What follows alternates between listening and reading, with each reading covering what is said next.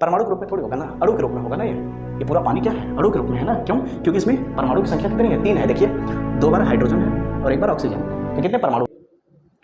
तो आज के इस वीडियो में हम समझेंगे कि मोल क्या है, मोल किसे कहते हैं, और हम इसमें यह भी सीखेंगे कि मोलों की संख्या निकाली कैसे जाए।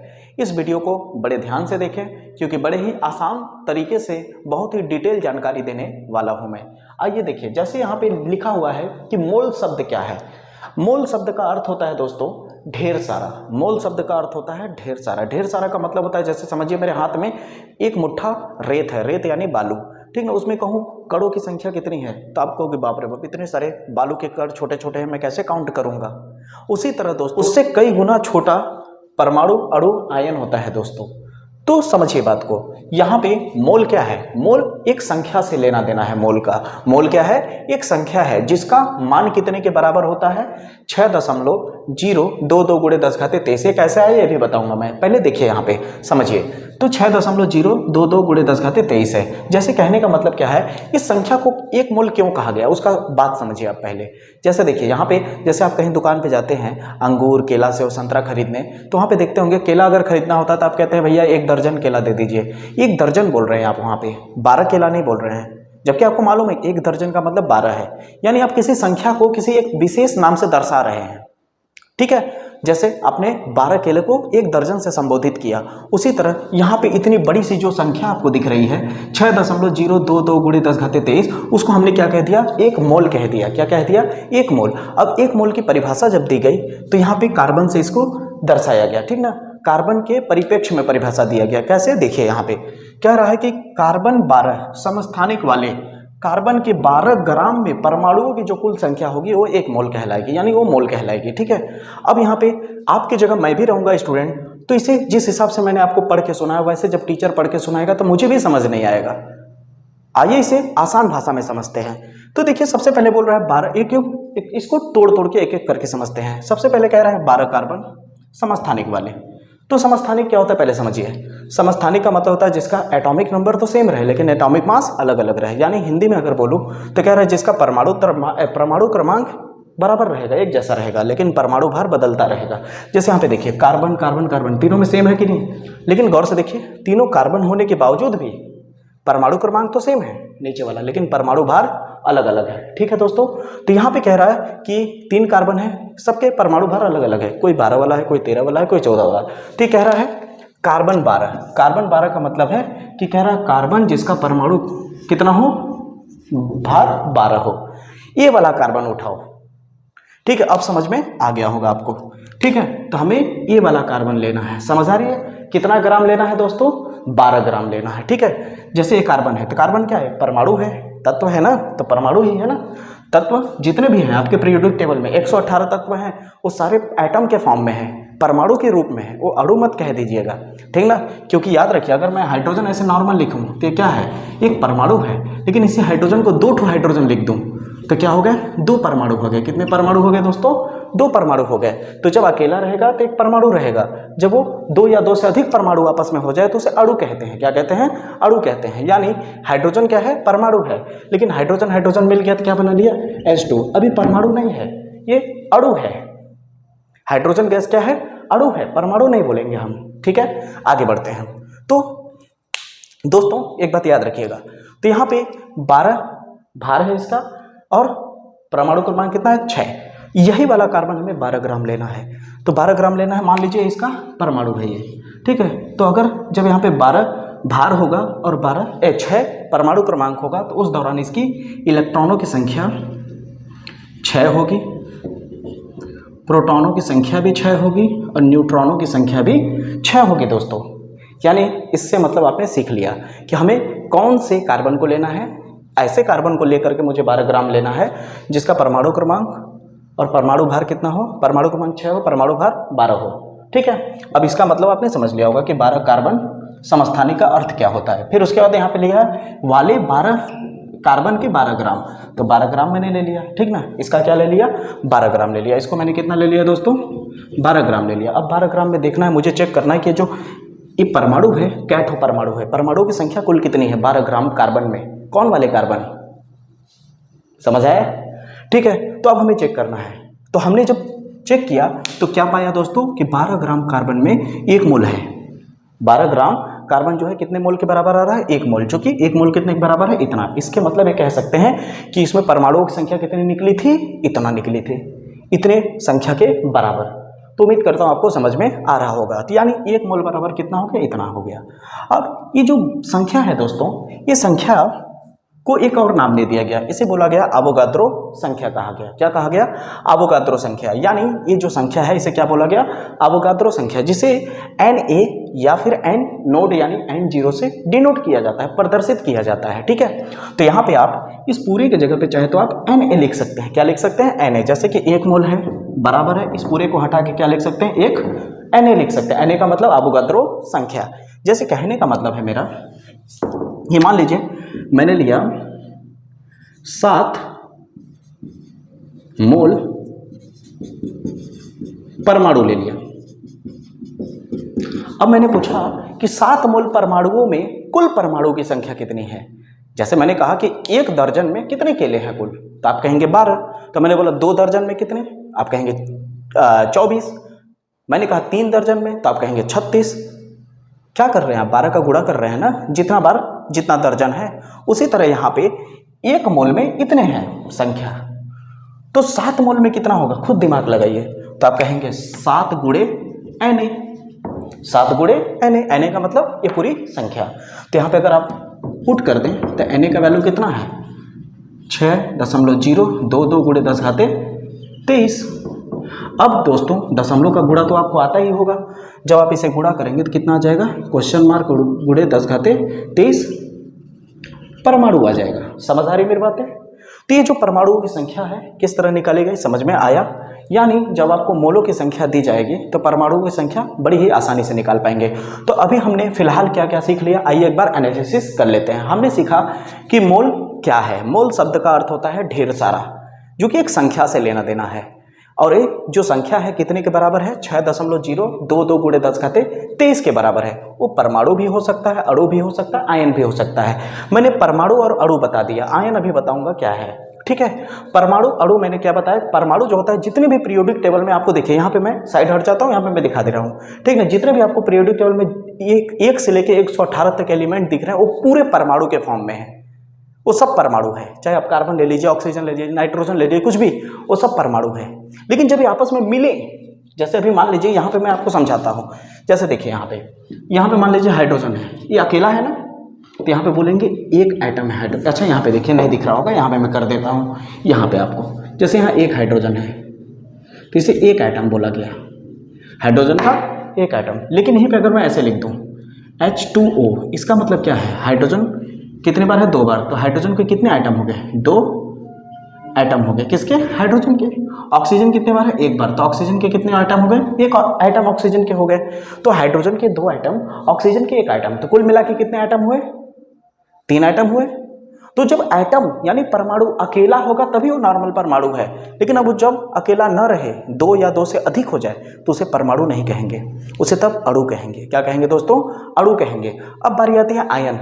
आयन क्या होता है? आयन में देखिए ज़्यादा कुछ नहीं होता है कि जो परमाणु है ये, जैसे मान लीजिए 2 परमाणु है, इसके पास कोई इलेक्ट्रॉन है, ये अपना इलेक्ट्रॉन इसको दे दिया, तो देने वाले के ऊपर प्लस आ जाएगा, लेने वाले के ऊपर माइनस आ जाएगा। तो देखिए आयन हो गया, इसके ऊपर, इन परमाणु के ऊपर आयन हो गया।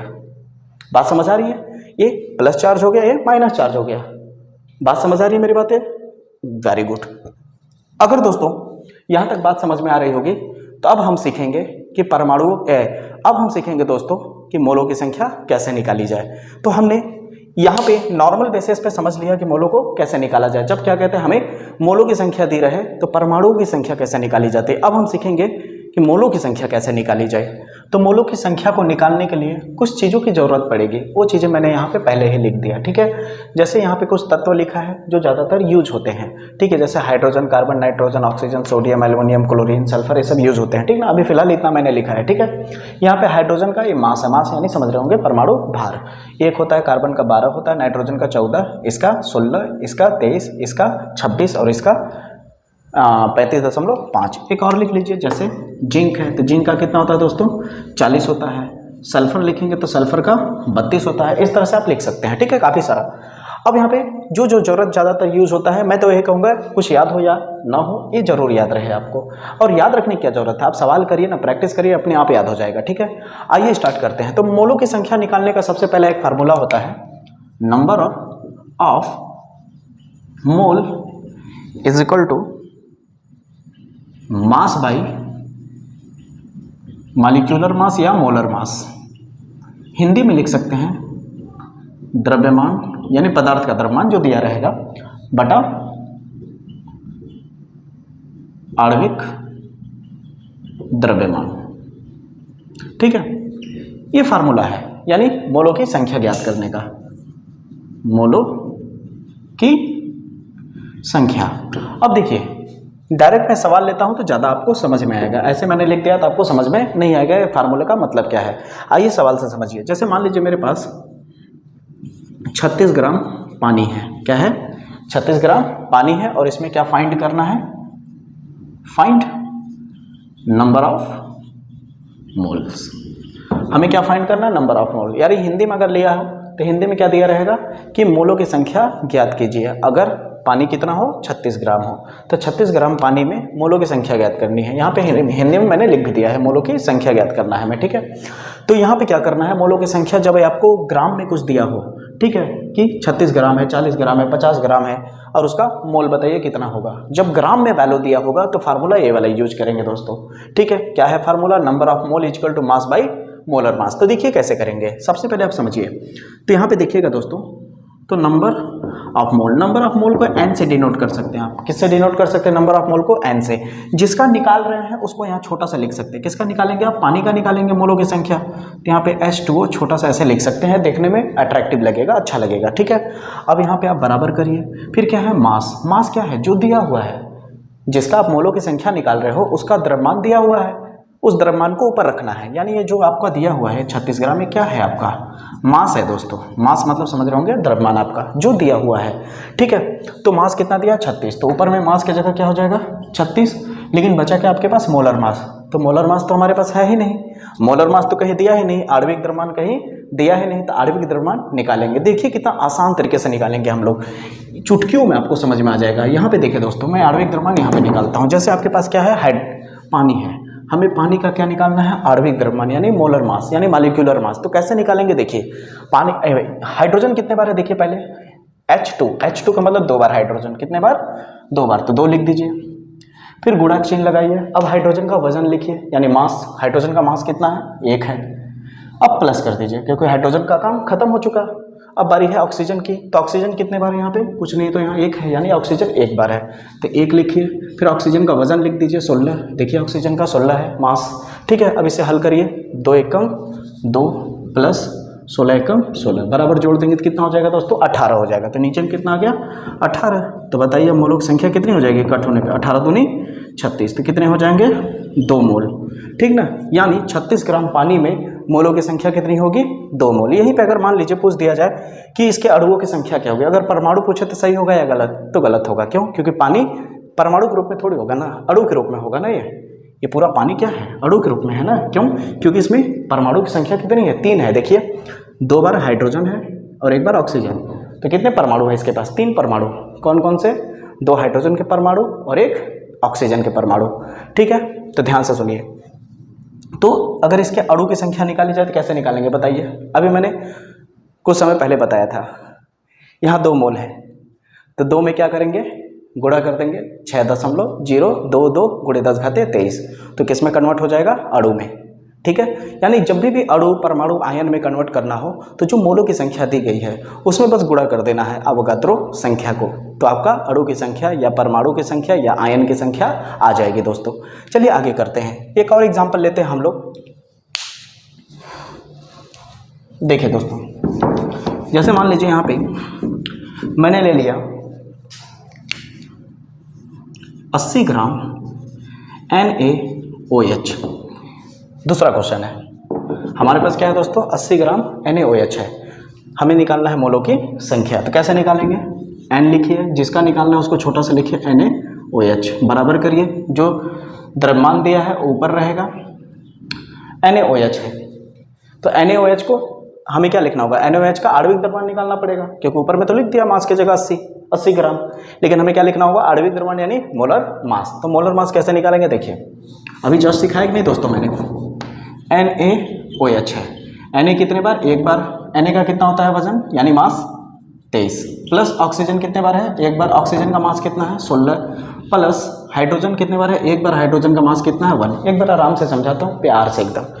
सोडियम एक बार, फिर सोडियम का वजन, ठीक है, हो गया सोडियम का काम, लगा दीजिए प्लस। ऑक्सीजन एक बार, ऑक्सीजन एक बार, ऑक्सीजन का गुणे में वजन यानी मास, वजन कह रहा हूँ समझिएगा, मास यानी परमाणु भार की बात कर रहा हूँ, ठीक है।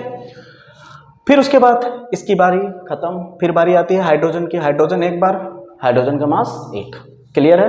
अब इसे हल करिए, 23 एकम 23 प्लस 16 एकम 16, 1 एकम 1, 23 और 1 24, 24 16 40 हो जाएगा।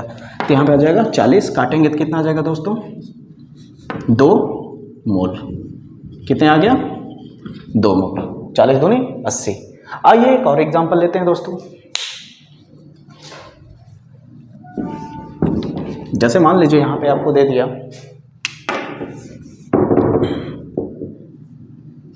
4.20 ग्राम Zn है, ठीक है। इसमें परमाणुओं की संख्या बतानी है, ठीक है, यानी मोलक संख्या बताने के बाद ही परमाणु संख्या बता पाएंगे। पहले मोलक संख्या देखिए, तो क्या करेंगे, सबसे पहले हमारे पास जो ग्राम है उसको ऊपर लिखेंगे 4.20। जिंक कितना होता है 40, क्यों डायरेक्ट लिख दिया मैंने 40, क्योंकि जिंक अकेला है, तो एक बार है, 1 का गुणा 40 से करेंगे तो 40 आएगा ना, ठीक है। अब इसे हल करिए, दशमलव हटाएंगे यहाँ से, कितना आ जाएगा 4 इतना है ना, तो दशमलव हटेगा तो नीचे 1 0 आ जाएगा, 1 0 से 1 0 कट गया, कितना बचा 42/40, ठीक है। तो 40 से कम 40, 1.0 समथिंग कुछ आएगा, ठीक है। जैसे देख लेते हैं हम लोग भाग करके यहाँ पे, ठीक है, 42 है, ये 40 है, 40 से कम 40, कितना बचा 2, दशमलव लगाएंगे 0 आएगा, अभी भी नहीं कटेगा, 0 लगाएंगे एक और 0 आ जाएगा, ठीक है। कितना आ जाएगा, 5 बार में कट जाएगा, कितना आ जाएगा 40 पंचे 200 आ जाएगा, ठीक है दोस्तों, क्योंकि 4 पंचे 20 हो जाएगा, कट हो गया। यानी कितना आंसर आ गया आपका 1.05 मोल आ गया, ठीक है। यानी जिंक जब 4.20 ग्राम रहेगा तो उसके मोलों की संख्या कितनी होगी, इतना। अब ये मोल आ चुका है, इसी को अगर परमाणु बदलना था ना, हमें क्या निकालना था, number of atoms, number of atoms निकालना था। तो नंबर ऑफ एटम्स कैसे निकालें, तो यहाँ पे जो मोल आया है हम लिखेंगे number of atoms, atoms of Zn, यानी जिंक के परमाणुओं की संख्या कितनी हो जाएगी, 1.05 गुणे मोल हटेगा कितना आ जाएगा 6.022 गुणे 10⁻23। अब जो भी आंसर आएगा इसका परमाणुओं की संख्या हो जाएगी। उम्मीद करता हूँ आपको वीडियो समझ में आ रहा होगा दोस्तों। तो आज के इस वीडियो में आपने देखा दोस्तों, हम लोगों ने क्या क्या बात किया कि मोल किसे कहते हैं, मोल के एकदम डिटेल एक्सप्लेनेशन हमने किया आपके सामने, ताकि आप अच्छे से समझ सकें। उम्मीद करता हूँ कि मेरा समझाया हुआ आपको समझ आया होगा, वीडियो पसंद आया होगा। अगर वीडियो अच्छा लगा हो तो चैनल को प्लीज़ सब्सक्राइब करें, ज़्यादा से ज़्यादा इसे शेयर करें।